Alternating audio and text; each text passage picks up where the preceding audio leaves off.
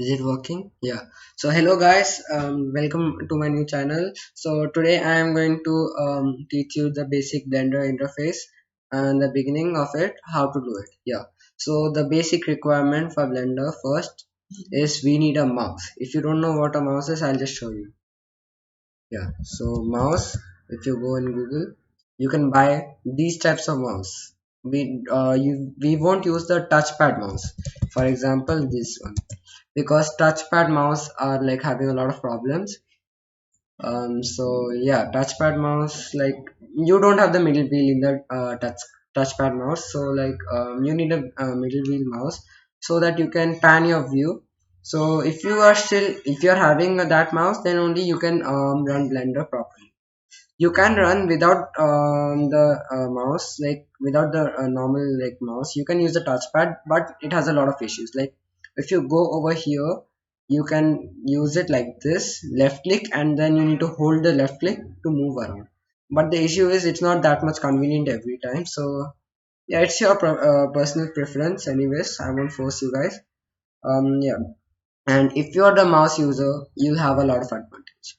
Yeah, so if you hold the mouse, middle mouse, and if you try to pan around, you can go through it.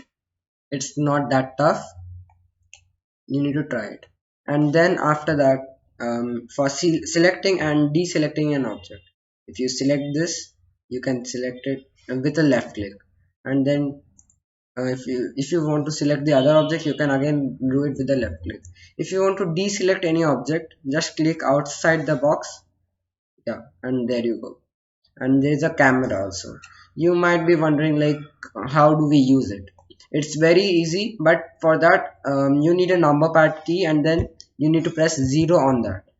Then you can get the camera, but you can't pan around it. I'll teach you how to pan around in the next series. So for now, you can adjust the camera also, but I'll teach you that also later on. Yeah, so that's the basic first. And if you select and right click, you'll have this option, shade smooth. It smoothens out your object, but remember, it doesn't work for object which has sharp edges in it. So shade flat is the best opinion for me. For it depends on the object to object. So if I right now go to delete this, so how do I delete it? So X to get the option, then delete it.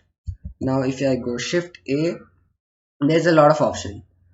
So Blender first gives us basic plane, cube, circle, UV sphere, ecosphere, cylinder, cone, torus, grid, and monkey. And if you are wondering how I got this landscape option, it's an add-on, so you guys might not have it. So I'll teach you how to get that as well in the next series.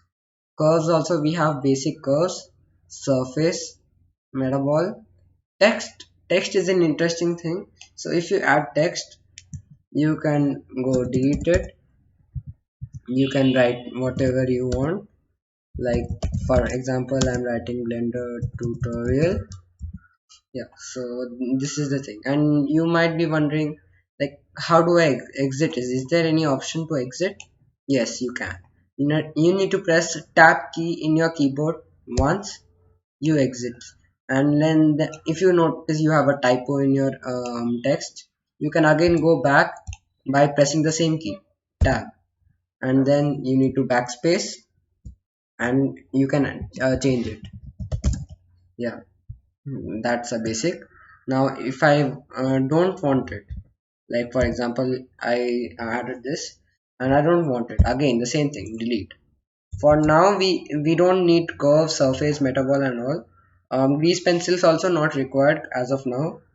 These things I'll teach you. Armature is required, but it depends on what you're making. So I'll teach on that as well. Lattice also I will teach soon, pretty soon. And empties, these things also. Image, like if you're making something and you need reference, you can use this. I'll teach you how to do that as well. So yeah, so right now, as of now, I'll just add a cube, and I'll teach you how to do basic things. Like, if you press on tab, you can go on edit mode. If you don't, you'll go back on, like, if you press tab again, you'll go in object mode. So left click on it to select it, and then if you press S is to scale the object. If I want, I can make it small. If I want, I can make it big enough. And then if you accidentally pressed on the keyboard S, then what you need to do is just simply right click. It will go back to its default value. And then if you press on R is for rotation. It rotates the object. And again the same thing, if you have pressed it by mistake, just right click. G is for movement of the object. It moves the object here and there. And if you again pressed it by mistake, do the same thing, right click.